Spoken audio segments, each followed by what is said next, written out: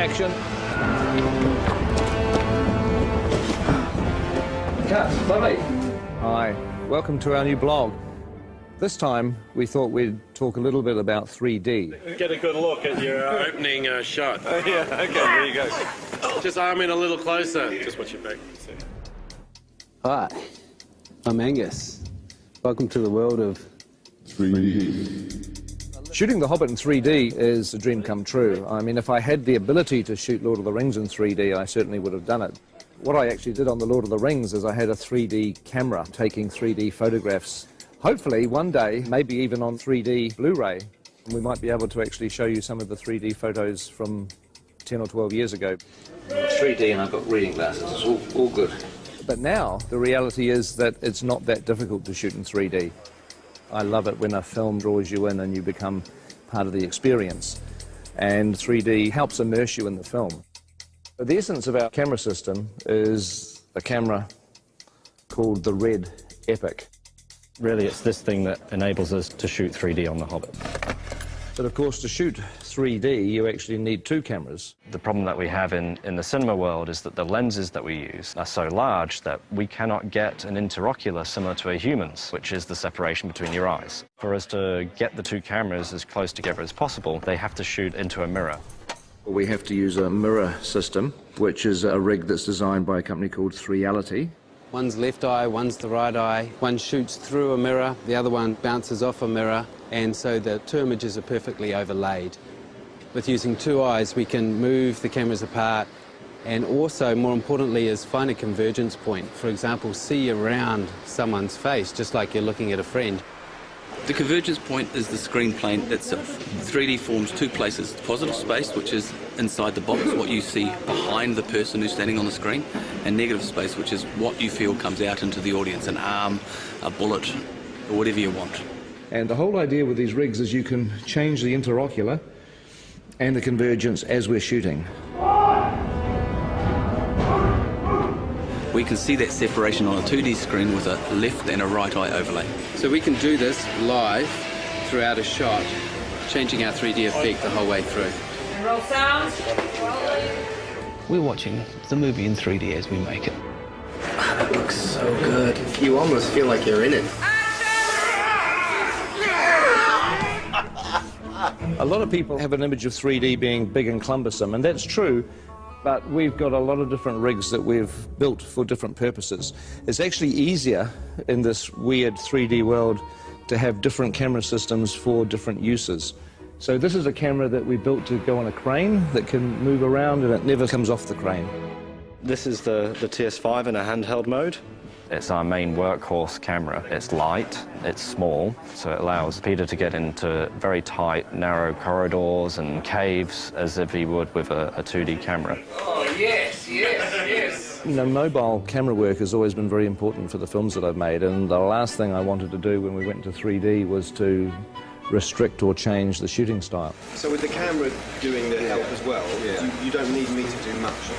It was very important for The Hobbit that we feel like the same filmmakers have gone back into Middle-earth to tell a new story. We're shooting at the same speed as you'd shoot 2D. Dollies, cranes, Steadicam, we put it on the shoulder and we shoot handheld. The same as we would always shoot a movie. Of course, once you've got 3 or 4 cameras for main unit, you need 3 or 4 cameras for second unit, which is 8 cameras, which is really 16 cameras. This is the world of the Hobbit camera department. We have 48 Red Epic cameras, and they're on 17 3D rigs. This one's called Walter, which was my grandfather. This one's Ronald, my uncle. Emily was Fran's grandmother. Perkins was actually Fran's dog. Witchy Poo, Frank, Bill is my dad. Fergus is the name of one of our pugs. Tricky Woo, that's the name of Pekingese. Stan is another one of our pugs. There's cameras called John and Paul, George and Ringo, who are not relations of mine. Are we having fun? Yay! We're not shooting film, we shoot digitally. We shoot onto these cards, which slot in the side of the camera. And each one of these is 128 gig. On top of that, you're shooting at 5K resolution. A very sharp, clear image. Needs like a chart, but you know, like 5K's there, 4K's about there, and then your 1080 home TV is down here. So It gives you sort of an idea of the amount of information that we're actually capturing on these. Let's do another one of those. 48 frames, yes. Yep. We're shooting the Hobbit at a higher frame rate at 48 frames per second, which is twice the normal 24 frames. The human eye sees 60 frames a second. So 48 frames is more of a natural progression toward giving the viewer what they would actually see in the real world. The people who have seen scenes of The Hobbit at 48 frames a second often say that it's like the back of the cinema has had a hole cut out of it where the screen is, and you're actually looking into the real world. Once you add stereo, and it gives you that extra ability to control depth, you can devise ways in which it can become part of the storytelling of the film. For instance, in Mirkwood, we really play on the fact that it's a forest that's kind of hallucinogenic almost. It draws you in. It makes you part of it, and you may never get out. What we want is just to stay where you are and then... Stay back! Stay where you are! Mirkwood is a big forest, and it's full of vines and sinister-looking trees, I suppose you'd say. It has a lot of things hanging down, a lot of things coming from all sorts of angles, and it helps us with the 3D to be able to push into that and try and get the audience to feel that they're actually trying to move into the forest with the cameras and give it that dark and look-over-your-shoulder feeling. Colour-wise, with the red camera, tends to eat colour a little, and so we add more colour. If you look at the ungraded footage, the trees look incredibly psychedelic. They look like they were painted in 1967. We wouldn't normally be quite as bold as this, even in Mirkwood, which is an enchanted forest, so it's like we oversaturate. Look! In the movie, they won't look anything like that. They'll be graded down, and you'll just get the barest hint of colour in the finished film. They're coming back!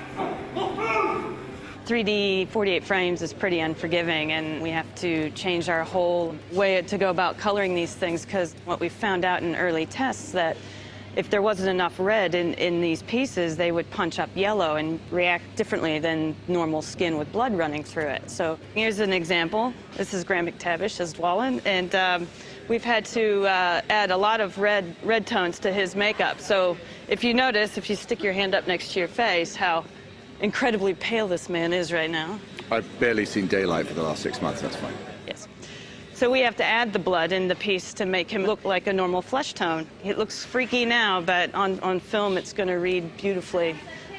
Fingers crossed. With the 3D HD stuff, it is amazing how when people's hair moves around on the wigs, it has to actually be the real thing. It has to be real hair. And you find, because the number of frames a second you're using and so on and so forth, if you've got real hair moving around, it just looks real. I've never worked on a film that's 48 frames per second and uses the cameras that we're using. It's challenging to look for fabrics that work.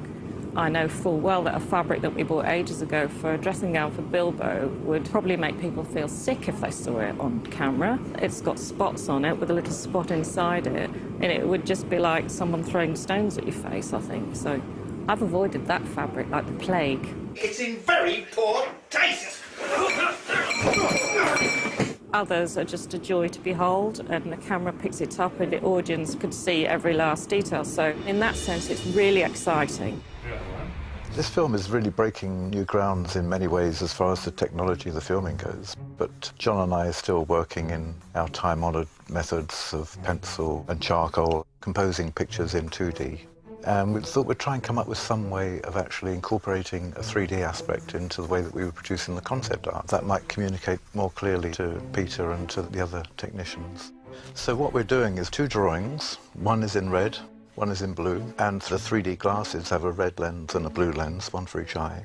Don't go too heavy on it. This is probably the first serious cinema production where the actual concept art has been done in 3D. Rather than sharing just the same office, we're actually sharing basically the same vision. Yeah. There's been a bit of a tendency for me to take on the blue, and obviously, you know, sitting on the right-hand side of the picture, it's easier to actually get your head around the left side. It doesn't make sense when you try and explain it like that. It's a huge help for Peter because we're actually proposing the full depths. I mean, it means Peter has to wear glasses when he looks at our art, but... Yeah. My God, coming at you, look at that. Whoa! If you happen to have a pair of glasses like these at home, you should be able to see the artwork in 3D. You look great. Very three-dimensional. You've definitely improved. I know. So I hope you found this blog interesting. I know it's a little frustrating because just about everything we've been talking about you can't actually see at the moment. You can't see the 3D, you can't see the 48 frames, you can't see the 5K, but you will. December 2012, you'll finally get a chance to see what we've been talking about. Anyway, I've got to get back to set. It looks like they're almost ready for me down there. We're actually shooting today, as you can see, in a pine forest, but it's not really a pine forest.